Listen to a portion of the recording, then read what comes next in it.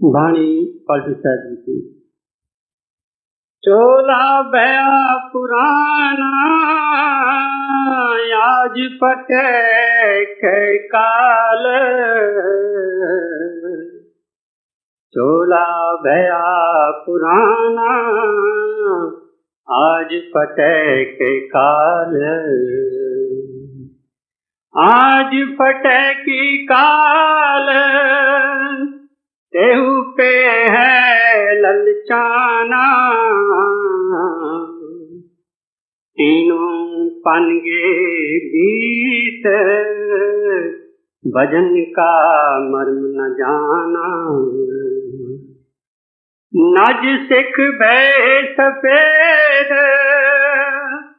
तेहू पे नाही चेते,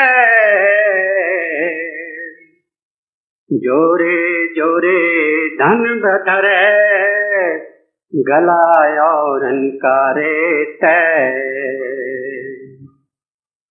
अब का करे हो यार काल ने क्या तकादा, चले नए को जोर आए जब पहुंचा वादा, पलटू ते हो पहले है माया मोह जंजाल, चोला भया पुराना आज पटे की काल, चोला भया पुराना आज फतेह की काल, चोला भया पुराना आज फतेह की काल। यह बानी पलटू साहब महाराज की बानी है। इसमें पलटू साहब हमें खबरदार करते हैं, वार्निंग देते हैं कि तुम्हारा शरीर पुराना हो गया है, आज टूटता है या कल टूटता है इसका कोई भरोसा नहीं। इस तरह से आहिस्ता आहिस्ता हम लोगों की गफलत, हम लोगों की बेपरवाही, हम लोगों का दुनियादारी में फंसे रहना वगैरह का जिक्र करते हैं। दूसरे लफ्जों में हमको याद दिलाते हैं कि भाई तुम्हारी मौत, तुम्हारी मृत्यु, तुम्हारी डेथ ये नजदीक होती जाती है, तुम सावधान रहो, खबरदार रहो। अभी ये मौत की जो विषय है या मौत का जो ये सब्जेक्ट है ये प्लेजेंट नहीं है, यानी अच्छा नहीं लगता है। लेकिन बात ये है कि ये ही सत्य है। हमारी जीवन जल्दी जल्दी जल्दी जल्दी जा रही है। आप कहेंगे कितनी जल्दी जा रही है? जितना जल्दी घड़ियाल, क्लॉक या वॉच, उसका सेकंड का कांटा जितना जल्दी ये जा रहा है, इतना जल्दी हमारी जिंदगी कम होती जाती है। मौत जरूर कुछ लोगों को डरावना लगता है, लेकिन अक्लमंद जो आदमी है वो हमेशा विचारवान होता है। वो सब कुछ विचार करता है और मृत्यु का भी विचार करता है कि ये मृत्यु आती है और जरूर आएगी, इससे कितना टाइम भागना है और करना क्या है, मरने की तैयारी करनी है क्या। कोई आदमी है बूढ़ा बाबा, कहता है भाई अभी तो हम 80 बरस का हो गया, अभी तो मैंने बिस्तरा गोल रखा है, किसी वक्त भी साहब का हुक्म आ जावे चले जाएंगे। इस तरह से कई लोग कई किस्म की तैयारियां भी करते हैं, मगर बहुत थोड़े। बहुत समझदार जो लोग हैं ये इस विषय को हर पहलू से विचार करते हैं, न फकत मृत्यु, मृत्यु के बाद क्या, मृत्यु से पहले क्या, मृत्यु का फैमिली कुटुंब परिवार पर असर क्या, मृत्यु का हमारे दुनिया की रिश्तेदारी उसका असर क्या, मृत्यु का हमारा बिजनेस और धंधा और फैक्ट्री और कारखाना उससे क्या ताल्लुक है, और अगर आएगा तो मैं क्या करूंगा। एक तो आदमी विचार करके ही डरता है।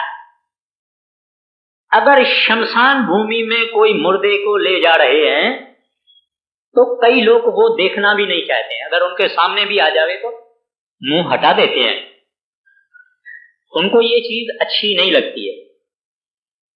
सवाल ये है कि इससे हम कहां तक भाग सकते हैं, दूर हो सकते हैं, अपने आप को बचा सकते हैं।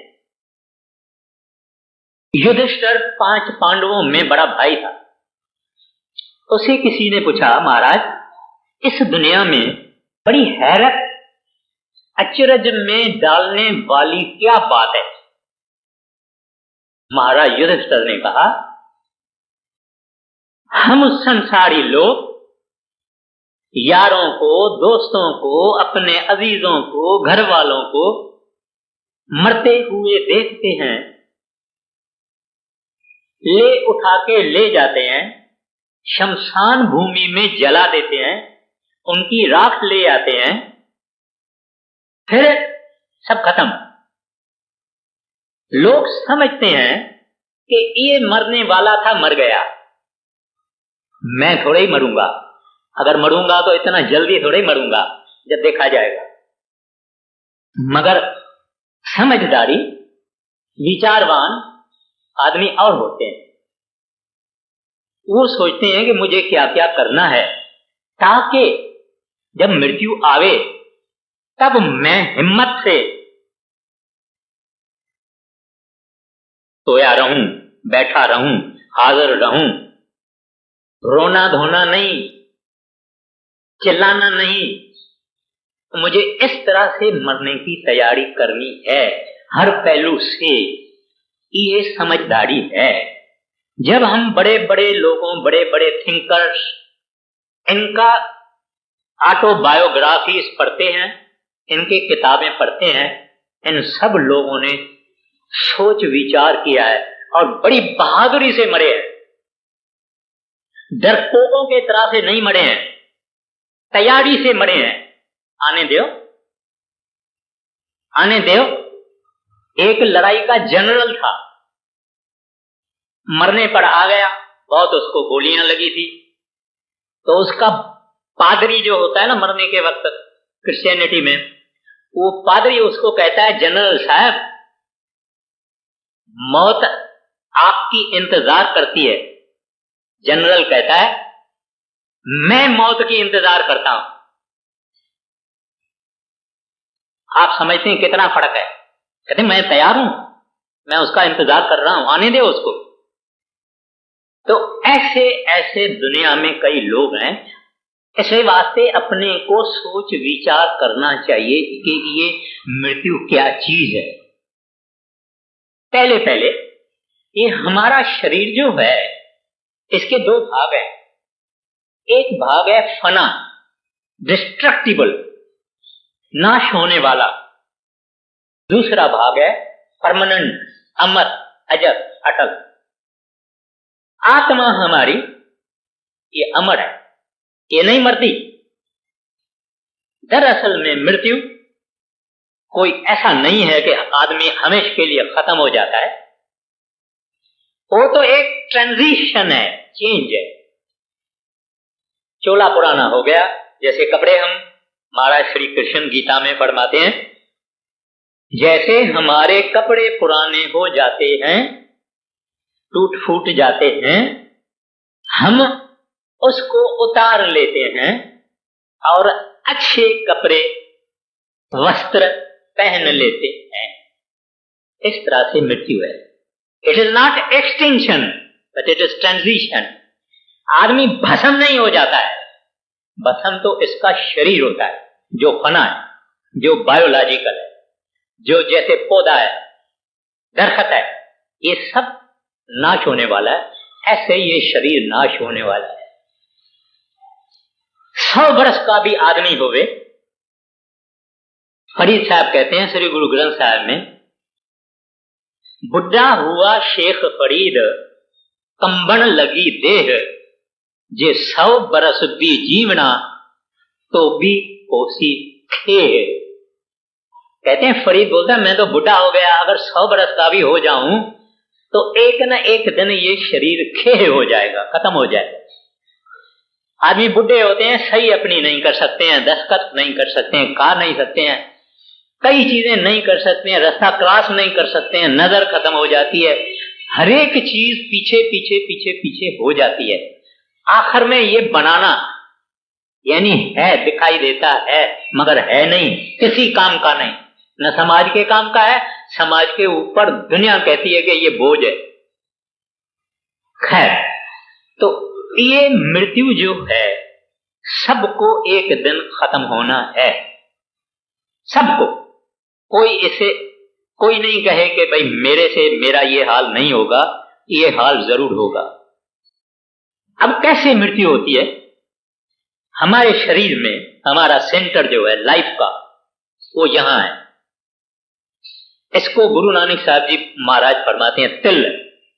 हिंदू शास्त्र इसको कहते हैं तीसरा तिल, शिव नेत्र, I focus, I centre, single I. Bible में उसको सिंगल आई कहा। ये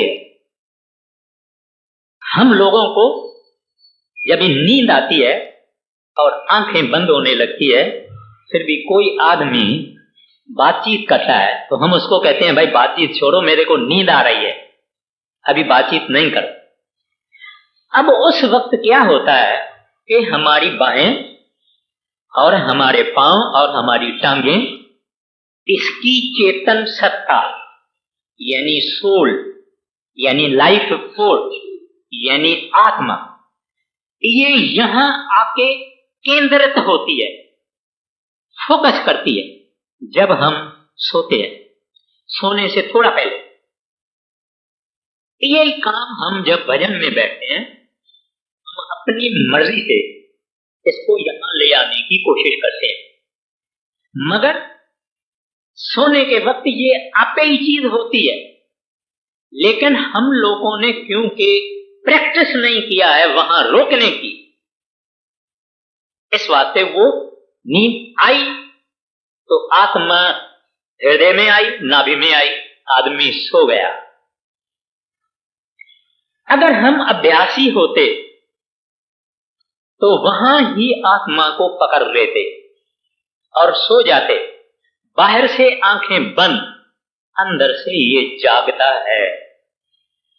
और ऐसे ही संत होते हैं, उनके प्राण चलेंगे, सब कुछ चलेगा, लेकिन क्योंकि वो आंखों से ऊपर ही रहते हैं, सोए हुए दिखाई देते हैं, लेकिन वो जागते हैं। और अगर हम अभ्यास करें तो इस रास्ते से ही आदमी मरता है। यही रास्ता है जब आदमी मरता है, उसमें मैं बाद में आऊंगा। तो इसको महाराज कृष्ण गीता में कहते हैं भौं, भौं यानी ये जगह जहां आत्मा को एकत्रित करना है।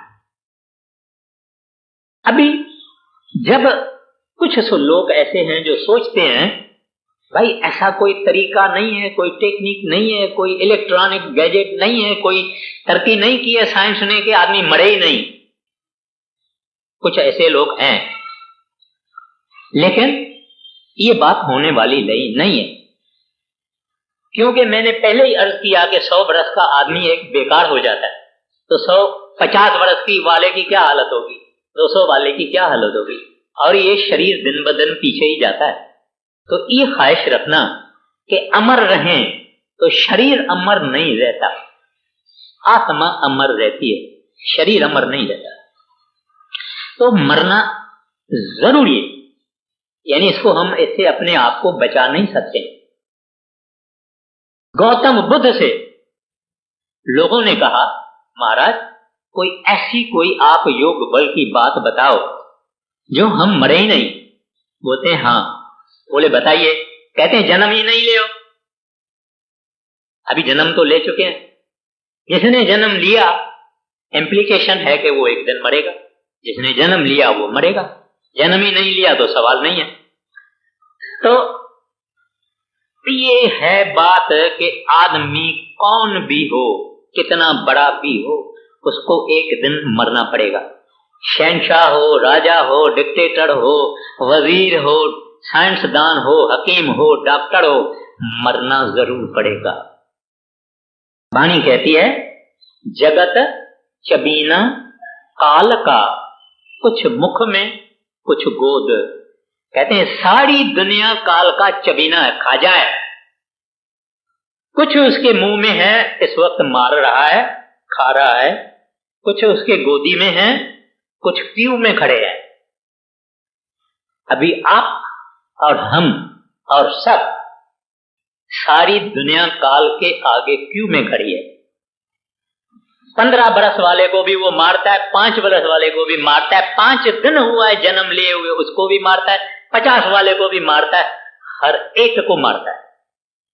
समन नहीं, नोटिस नहीं, वार्निंग नहीं, कुछ नहीं,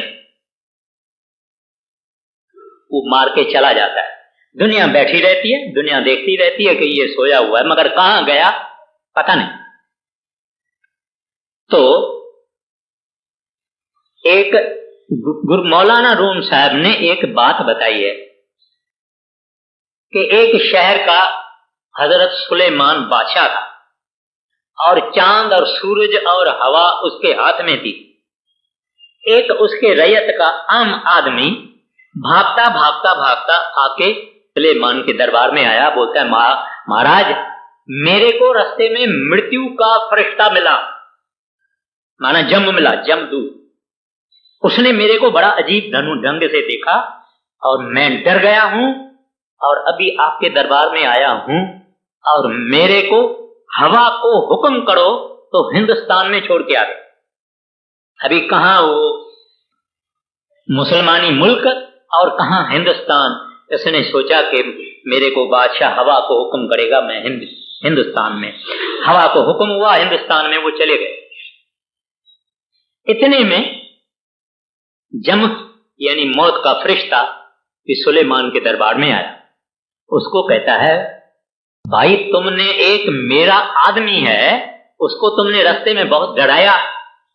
कहता है महाराज मैंने डराया नहीं, मैंने इसको यहां देखा। जिस वक्त मुझे हुक्म हुआ कि इसको फलाने टाइम से मारना, और मैं देखा ये तो फलाने टाइम से इसको मारना इंडिया में, हिंद में, और मैंने देखा कि ये यहां है, मरना इसको हिंद में है। वहां मुसलमान लोग हिंदुस्तान को हिंद बोलते हैं। कहते मैं हैरान हुआ, मगर मैं अपने टाइम से वहां गया और मैंने देखा कि वो वहां खड़ा है। मैं अभी अभी उसको मार के आया हुआ। कहानी का मतलब ये है कि कोई चालाकी, कोई होशियारी, कोई और नमूने की तरकीब, उससे आदमी बच नहीं सकता, मरना जरूर पड़ता है। तो अब जब इसकी मृत्यु नजदीक होती है, जब डेथ बेड पर है, तभी इसको क्या होता है, क्या सोचता है ये? देखता है घर वाले भाग रहे हैं, कुछ रो रहे हैं, डॉक्टर अभी आया था, उन्होंने पता नहीं क्या कहा। तो कुछ लोग बड़े ही तुच्छ विचार वाले होते हैं, वो उनके पास जाके बोलते हैं दादाजी इंश्योरेंस पॉलिसी कहां रखी है, दादाजी हुंडियां कहां रखी है, दादाजी वो लाकर की चाबियां कहां रखी है। ऐसी 5-6 बातें उससे पूछ लेते। उससे उस आदमी को क्या दुख होता होगा, अपने मन में वो कितना दुखी होता होगा कि ये मेरी औलाद है, ये मेरे बच्चे हैं, इनको मेरा कुछ नहीं, कोई मेरी तशखीस करते नहीं है, कोई आसरा नहीं देते हैं, कुछ नहीं करते हैं, उल्टा मेरे से ऐसी बातें पूछते हैं, उसको रोना भी आ जाता है। और वो क्या सोचता है, कहता है कि मैं अपने आप को कुछ ऐसा समझता था कि मेरे बगैर दुनिया नहीं चलेगी, मगर मैं देखता हूं कि दुनिया तो चल रही है, किसी के बगैर भी दुनिया जरूर चलती रहेगी। कोई बड़ा नहीं है जो वो जावे तो दुनिया खत्म हो जावे, ऐसा कोई बड़ा नहीं है। फिर उसको ख्याल आता है कि बैंक में मेरे इतने लाख रुपए पड़े हैं, मगर बेचारा पानी की 2 बूंद पी नहीं सकता। खाने का तो सवाल नहीं, बैंक बैलेंस का तो सवाल ही नहीं है, चेक पर तो दस्तखत ही नहीं डाल ही सकता है, मुंह से आवाज नहीं आई है। कबीर साहब जी महाराज कहते हैं, जब लग जरा रोग नहीं आया, जब लग काल ग्रसी नहीं काया। कहते हैं जब तक तुम्हारे शरीर को रोग नहीं लगा है, जब तक काल तुमको खाता नहीं है, तब तक तो प्रभु का भजन करो, हरि का भजन करो। मगर दुनिया सुनती कहां है। खैर, एक मुसलमान हकीम था, हकीम हाज़िक, यानी बहुत बड़ा डॉक्टर था, खानदानी डॉक्टर था। वो मर गया और उन्होंने कहा कि मेरी कब्र, उसके ऊपर ये पत्थर पर लिखो। क्या लिखो? कहता है कि मैं जबरदस्त हकीम था, मैं कई लोगों की बीमारियां हटाई, उनको दवाइयां देके, लेकिन अपने लिए मैंने कोई नुस्खा नहीं बनाया, मैंने अपने लिए कोई दवाई नहीं बनाई। ऐ यहां से गुजरने वाले, वक्त अभी तेरे पास है, मेरा वक्त चला गया, मेरा वक्त चला गया। ऐ यहां से गुजरने वाले, मेरी जिंदगी से सबक सीख ले, क्योंकि वक्त अभी भी तेरे पास है।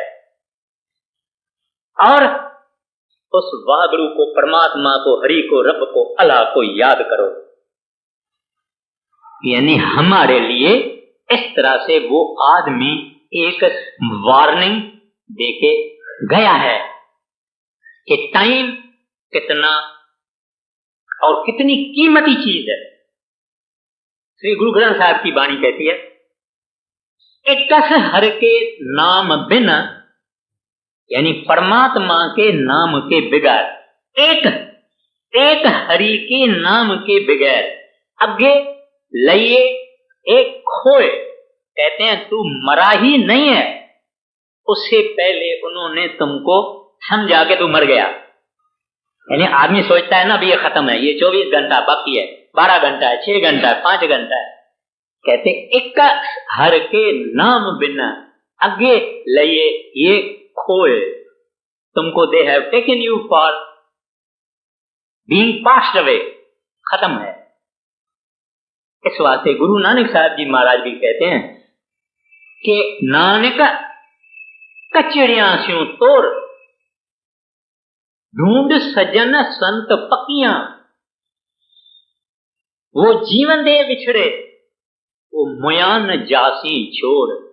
कहते हैं कच्चे धागे का नाता जो तुमने यारी दोस्ती दुनियादारी से तुमने जोड़ा है, कहते ये खत्म हो जाएगा और मरने से पहले ही तुमको वो लोग छोड़ देंगे। मगर अगर संतों से नाता जोड़ेगा, परमात्मा के भक्तों से नाता जोड़ेगा, कामल मुर्शिद से नाता जोड़ेगा, महात्माओं से नाता जोड़ेगा, वो तेरे को यहां भी नहीं छोड़ेंगे, वहां भी नहीं छोड़ेंगे।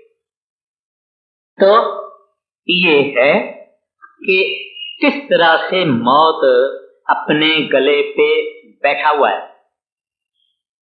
बात दूसरी ये है कि मरना संतों के सेवकों का और मरना आम आदमी का, उसमें क्या फर्क है?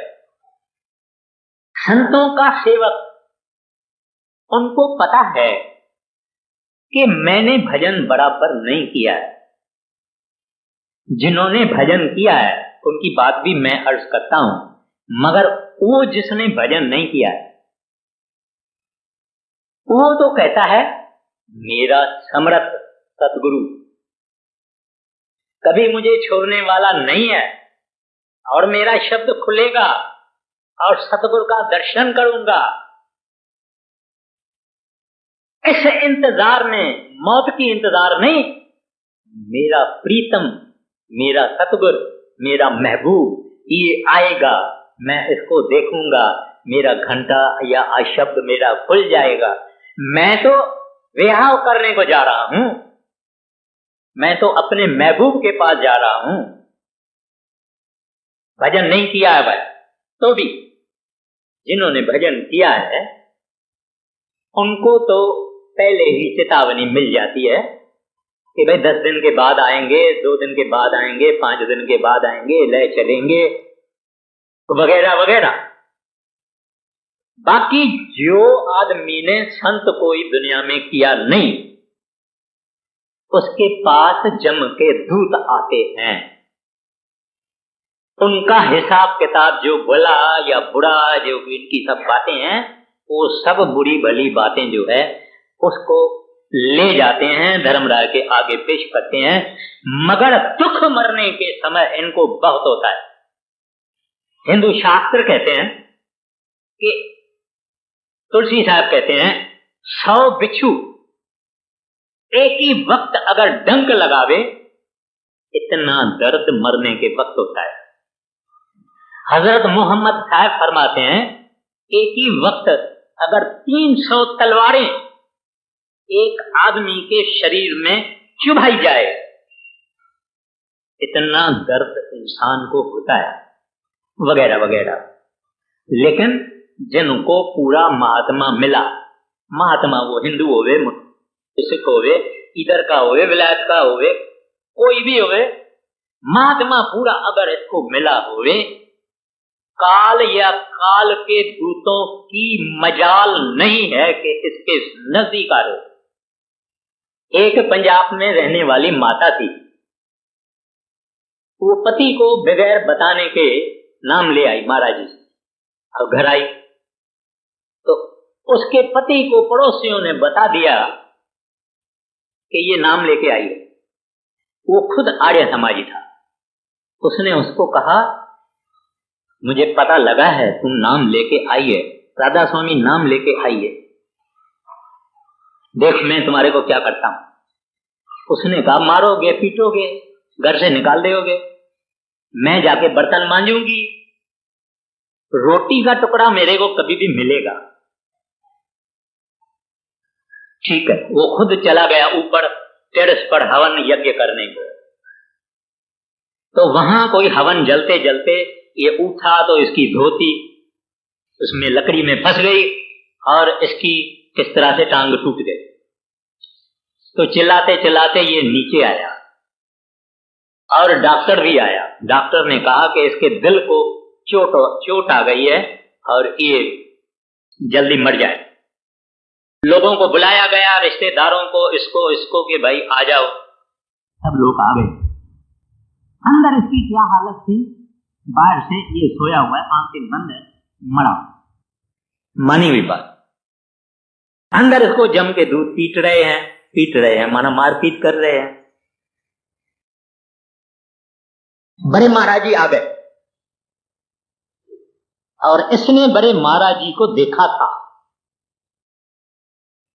जमदूतों को महाराज जी ने बोला चले जाओ, तुम क्यों आए हो यहां? बोले धर्मराज ने बोला है। और तो बोलो जाके धर्मराज को दूसरी परमिशन लेके आओ, उनको मेरे लिए बोलो। वो गए परमिशन लेने को, फिर वापस आए नहीं। अभी यहां वो सब बैठे हुए हैं, सारी दुनिया बैठी हुई है। वो आदमी जो मरा हुआ है वो आहिस्ता आहिस्ता करके आंखें खोलता है, इधर देखता है, इधर देखता है, इधर देखता है। औरत को कहता है ये मैं कहाँ हूं? बोले अपने घर में है। बोलते सब आदमी क्यों इकट्ठे हुए हैं? कहते हैं क्योंकि आप मर गए थे और अगर 5 मिनट देरी से आप आंखें खोलते थे तो शमशान भूमि में तुम्हारा सामान पहले ही हम भेजा जाता है। बोलते हैं अब तुम अपनी बात बताओ। कहता है मेरी क्या बात पूछती है, मेरे को इस तरह से जम के दूध मार रहे थे, पीट रहे थे, मैं चिल्ला रहा था, पुकारे कर रहा था, तुम्हारे महाराज सरदार साहब आ गए, वो सब भाग गए और उसके बाद वो गायब हो गए और यहां मेरी आंख खुल गई। बोले अब मुझे डेरे ले चलो। बोले क्यों, अभी तो आप जिंदा हो गए, अभी डेरे क्यों चलेंगे? कहता है अब मैं डेरे चलता हूं, तुम्हारे महाराज ने मुझे जमदूतों से बचाया है, उन जमदूतों के जूतों से बचाया है। मैं महाराज को कहूंगा अब अपने जूतों से मेरे को मारो। खैर ये एक सच्ची साखी है। कहने का मतलब ये होता है कि गुरु एक बहुत बड़ी जबरदस्त चीज है। हम एक काम करते हैं, अगर हम चाहते हैं कि हम मरने के वक्त तकलीफ ना भोगें, तो गुरु नानक साहब ने उसका इलाज एक तरी में दिया है। मुया जिस घर जावना चित जीवतियां मन मार। जिस घर में तुमको मर के जाना है उस घर में तुम जीते जी मर के जाओ। देखो बड़े महाराज जी कहते थे कितनी अंधेरी रात क्यों न हो, आदमी अपना घर ढूंढ सकता है कि मेरा घर ऐसा है, मेरी गली ऐसी है, वो पहले खड़ा है, वो फिर ये है, फिर ये है। कितनी अंधेरी रात हो, अपना घर आदमी ढूंढ सकता है। इसी तरह से जिस सेवक ने भजन किया, सिमरन किया, टांगे खाली हुई, गोडे खाली हुए, कमर खाली हुई, पीठ खाली हुई, ये यहां तक खाली हुआ, यहां तक फिर अंदर गया, ये जगह है जिसके बाद में पता लगता है कि मर के मैं कहां जाऊं। कबीर साहब जी महाराज कहते हैं जिस मरने से जग डरे, मेरे मन आनंद मरने पे ही पाइए पूरन परमानंद। जो रोज रोज अपने घर में जाता है और आता है और जाता है, वो किस चीज से डरेगा? जमकाल का सवाल नहीं है, अंधेरा है उसका सवाल नहीं है, साहब साथ में बैठा है, रास्ता इसने रोज रोज देखा है, किससे डरेगा? ये बात ख्याल में रखनी चाहिए। आएगा तो जिसने भजन नहीं किया है उसके लिए भी आएगा, मगर उसको हाथ हाथ में लेके जाएगा और उसको नाक पकड़ के लेके जाए। अपने को कौन सी चीज पसंद है, अपने को सोच करना चाहिए। अच्छा, फिर सवाल ये होता है कि हम बोलते हैं कल कल कल कल कल कल कल, वो कल आने वाली नहीं है। जब बाल सफेद होंगे तब भजन करूंगा, जब नूह घर में आएगी तब भजन करूंगी, जब धन ज्यादा आएगा तभी, बड़ा होऊंगा, लड़का बड़ा होगा, दुकान मेरा संभालेगा तभी, इसका कोई भरोसा नहीं। एक दफे बड़े महाराज जी अपने रूम में बैठे हुए थे और नीचे एक बैल चलता था, कुएं से पानी निकालता, और उधर एक कुत्ता था, पंजाबी में कुत्ता बोलते हैं, माना वो जो रहट है यानी जो पानी भरता है उसका व्हील उल्टा न जावे उसके लिए वो लग जाता है, माना बैल चलता जाता है, लग जाता है कि ये उल्टा न चले। एक नया आदमी डेरे में आया, भजन कर रहा था और फिर सुबह को उठ के महाराज जी के पास गया। महाराज जी को कहता है महाराज जी ये कुआं बंद कर दे। बोले भाई क्यों? बोलते हैं कि ये रहट जो चलता है ये टक टक टक टक आती है और उस टक टक से मेरा भजन नहीं बनता। महाराज जी ने उसको कहा ए भला लोको, ये संसार की टक टक चलती रहेगी, ये संसार की टक टक चलती रहेगी, ये बंद नहीं होने वाली है। जो कुछ हो रहा है उसके बीच में अपना टाइम निकाल के भजन करना है। बड़े महाराज जी फरमाया करते थे, इस संसार में कोई खुशी खुशी नहीं मरता है, रो रो के जाता है। एक भजन करने वाला सत्संगी खुशी से मरता है। कहता आओ मैं तैयार हूं। यहां महाराज जी 56-57 में आए तो घर मेरे को बोले कि आगे एक सरदार जी बैठा था, उसका नाम मुझे याद नहीं है और ऐसे ऐसे और दुबला पतला है, ये है, उसको मेरे पास ले आओ। हमने पता किया, सत्संगी को बोला, उसको ले आए। बूढ़ा बाबा था, अरोड़ा उसकी सरनेम थी, उसका नाम मैं भूल गया हूं। महाराज जी के पास मैं ले गया। महाराज जी उसको कहता है, बाबा वो कफन कहां है? महाराज जी ये कफन। उसने कफन लपेट के अपने जेब में रखा और वो बड़े महाराज जी के सरसे में सिकंदरपुर में सेवा किया करता था और कफन बना के इधर डाला था कि मेरे को मृत्यु याद आवे। एक हुसैन करके मुसलमान फकीर था, उसने अपने घर में 7 फुट की कब्र खुदवाई। इसकी जो कब्र माना नीचे खड़ा होता है, ये 7 फुट का होता है। उसमें एक सीढ़ी रखी, सीढ़ी रख के उसमें सोता है। सो के अपने को कहता है, ए मेरी नफ्स, नफ्स माना मन, ऐ मेरे मन, एक दिन इस तरह से तुमको इस खड्डे में डाला जाएगा, तुम्हारे ऊपर मिट्टी डालेंगे, दफन करेंगे। आज का दिन अभी भी है। नीचे से ऊपर आता और भजन में बैठ जाता। देखो लोगों ने कैसे कैसे भजन किया है, अपने मन को डरा के उन्होंने भजन किया है। जो मरने से डरता है, वो भगवान से डरता है, वो नेक रहता है, पाक रहता है। वो किसी का बुरा नहीं सोचता है, किसी की निंदा नहीं, गिला नहीं, ये नहीं, वो नहीं।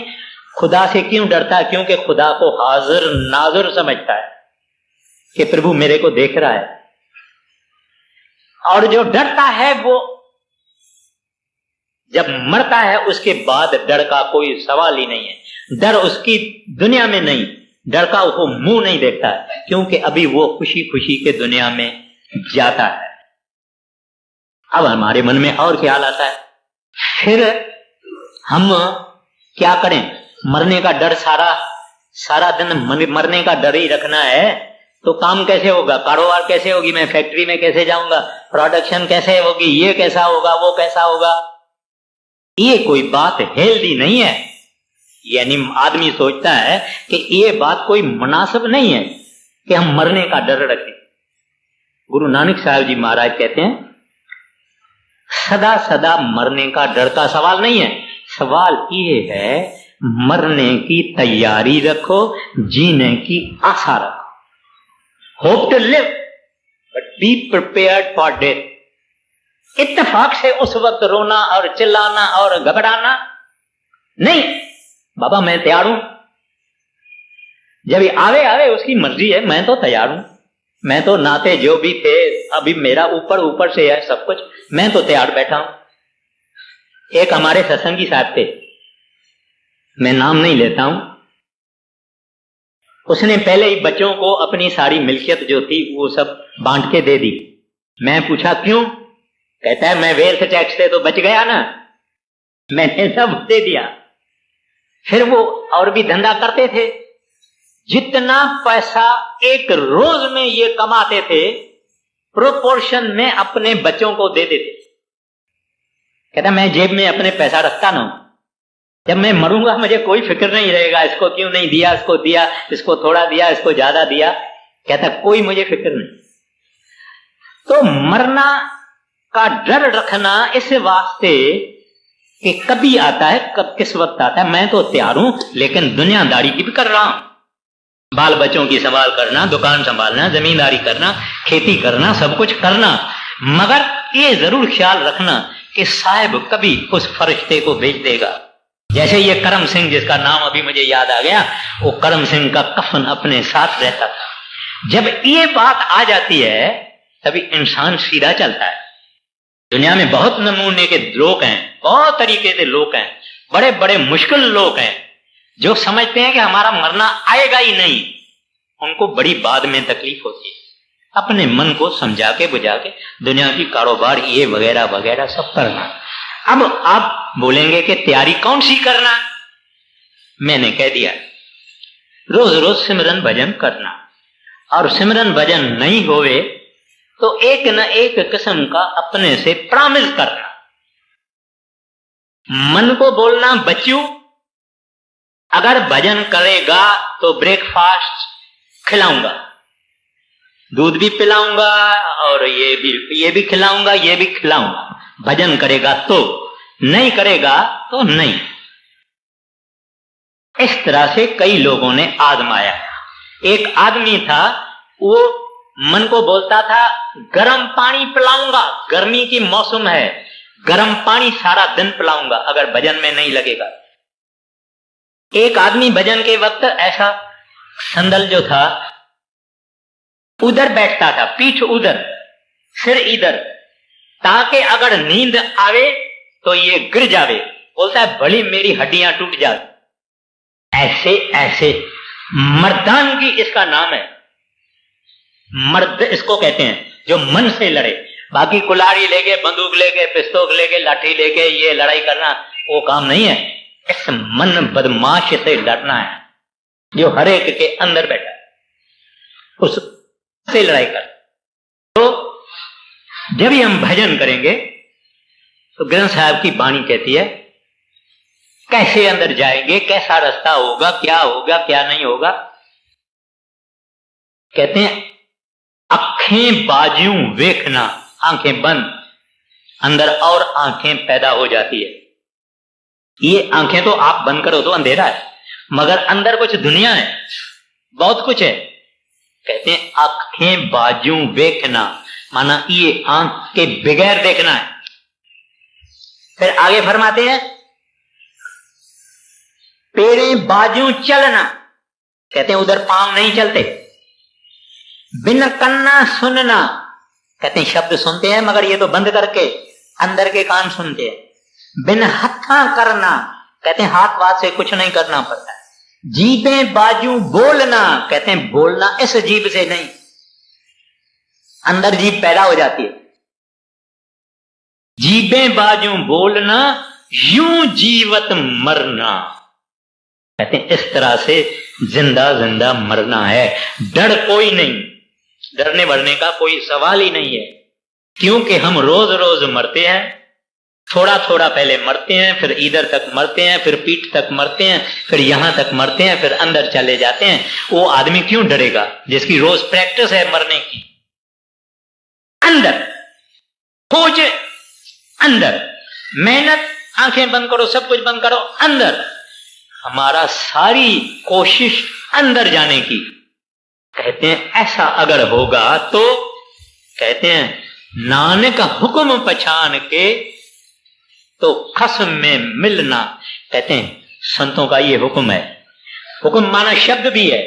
कहते हैं इस तरह से अगर बैठ के आप मेडिटेशन करेंगे, अंदर हुक्म यानी शब्द सुनाई देगा, फिर ये अमर हो गया, अजर हो गया, अटल हो। अभी वाणी क्या कहती है, पलटू साहब जी महाराज क्या कहते हैं, बोलो जी। चोला भया पुराना आज फटे की काल, चोला भया पुराना आज फटे की काल, आज फटे की काल तेह पे है ललचाना, तीनों पन गए बीत भजन का मर्म न जाना। अपने को याद दिलाते हैं कि ए प्यारा, चाहे तू 25 बरस का है, चाहे 50 का है, चाहे 70 का है, चाहे 80 का है, तुम्हारा रोज रोज चोला यानी शरीर पुराना होता जाता है। हम डॉक्टरों के पास जाते हैं, दवाइयां ले आते हैं, फोटो निकलवाते हैं, आराम लेते हैं, कई किस्म की बातें होती है। ये छोटी छोटी वार्निंग्स है, छोटी छोटी वार्निंग है, छोटी छोटी चेतावनी है कि तेरा शरीर पुराना होता जाता है। आज फटे के काल, आज ही मर जाएगा, कल मर जाएगा, इसको क्या पता। एक बात सोचनी है, वही गलती जो युधिष्ठिर ने बोली, ये समझता है दूसरा ऐसे मर गया, दूसरा हवाई जहाज में मर गया, वो हंसते हंसते मर गया, वो बाथरूम में मर गया। किसी के साथ ये बात हो सकती है, किसी के साथ भी हो सकती है। ये अपने को वार्निंग है। कहते हैं पता नहीं किस वक्त सांस बाहर जाता है। गुरु नानक साहब जी महाराज और भाई मर्दाना एक दफा जंगल में बैठे थे, तो गुरु नानक साहब जी मर्दाने से पूछता है, मर्दाना सांस का क्या भरोसा है, जीवन का क्या भरोसा है? कहते हैं महाराज कल है, आज होएगी कि नहीं? महाराज जी ने कहा नहीं, सोच करो। बोलते हैं सुबह को है, शाम को होएगी कि नहीं? बोले नहीं, ये भी ठीक नहीं है। बोले सोच करो। कहते हैं अब भी है, बाद में होएगी कि नहीं? महाराज गुरु नानक साहब ने कहा ये भी गलत है। तो बोले आप फिर बताओ। कहते हैं ये श्वास जो गया ये वापस आएगा कि नहीं? आप चाहे कुछ भी कहो, कोई ये नहीं कहेगा कि झूठ है। कई हमने दुनियादारी में कई देखे, तो अपने को ये विचार करना चाहिए। कहते हैं तीनों अवस्थाएं, माना बचपन, माना जवानी, माना बुढ़ापा, कहते हैं तेरे चले गए। मरम न जाना, कहते तुमने कभी होश रखा है कि इतना बरस हो गया, इतना बरस हो गया, इतना बरस हो गया।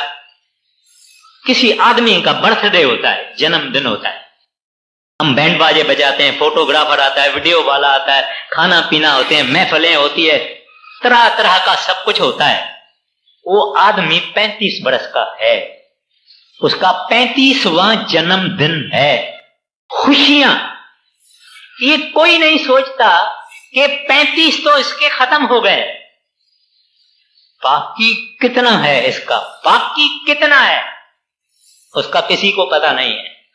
तो कहते हैं ये दुनिया वालों आप मूर्ख हैं, आप ये नहीं सोचते, जो गया है वो सोचते हैं, उसकी खुशी करते हैं।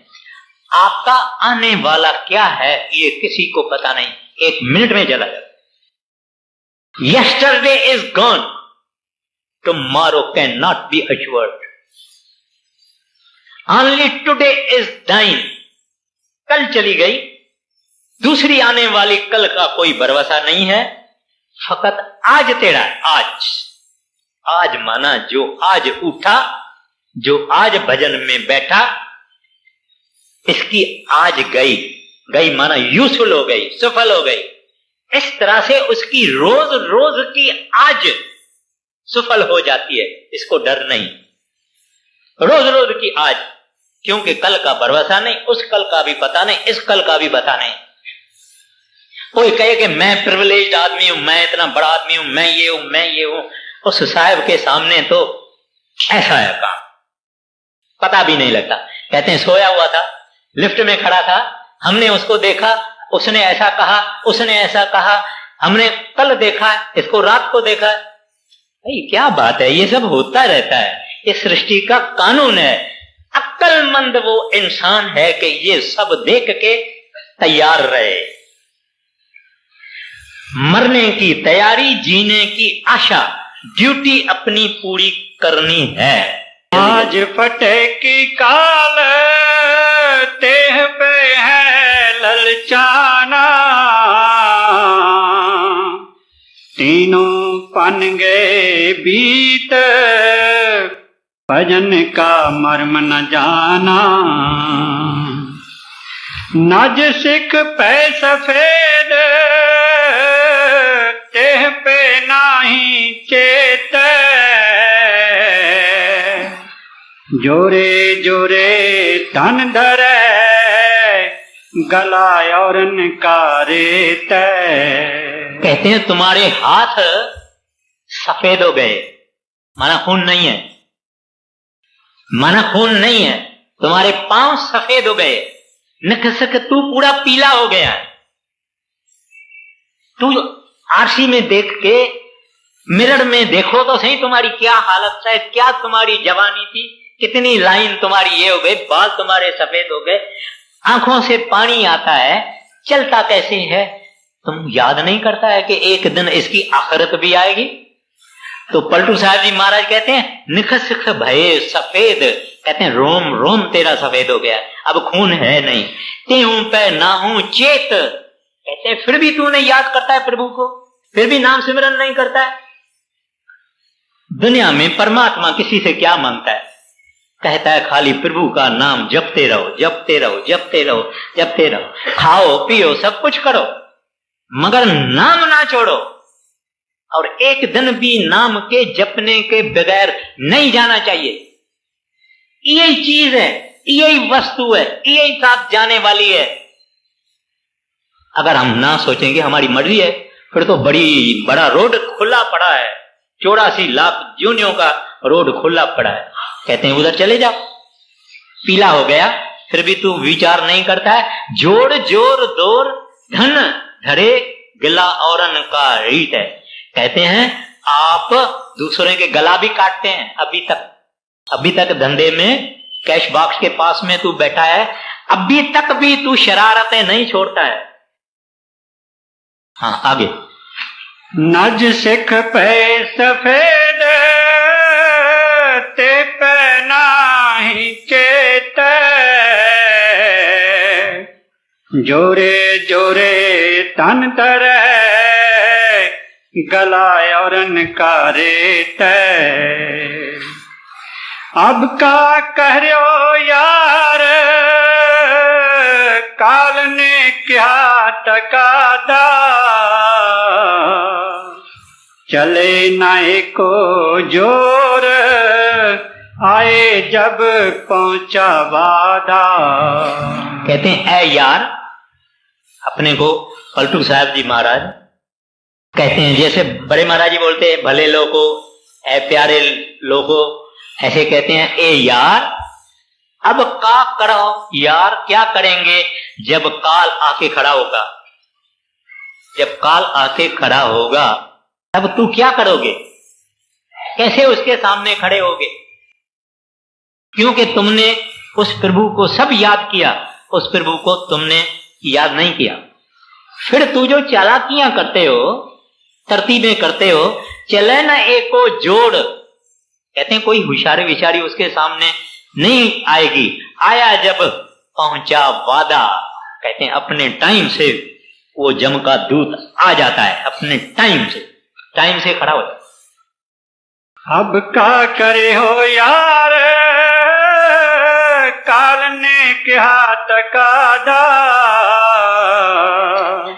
चले नाए को जोर आए जब पहुंचा वादा। पलटू ते पहले है माया मोह जंजाल, चोला भया पुराना आज फटे की काल।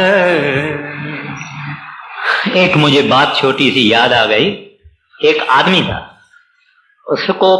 उसने ये फैसला किया था कि 5 लाख रुपया जब मेरे पास जमा होगा मैं अपनी सारी फैमिली को राउंड द वर्ल्ड घुमा के आऊंगा, सब कुछ दिखाऊंगा, यूरोप, इंडिया वगैरह वगैरह वगैरह सब। कुदरत से उसकी मृत्यु का टाइम आ गया, जम का दूत आ गया, फरिश्ता आ गया। वो कहता है भाई उठो, जल्दी करो, तैयारी करो। कहता है काय की तैयारी करूं? कहता है तुम्हारा टाइम आ गया है, तुमको चलना है। कहता है भाई मैंने बड़ी मुश्किल से 5 लाख रुपया जमा किया है, और बड़े प्लानिंग किए, ट्रेवल एजेंट से सब कुछ करके मैंने बड़ी तैयारी की है, और तुम आके बोलते हो तुम बड़ा बेरहम आदमी हो। बोलता है मैं बेरहम नहीं, तुमको चलना पड़ेगा। बोलते हैं अच्छा मेरा 5 लाख है ना, 2.5 लाख तुम ले लो।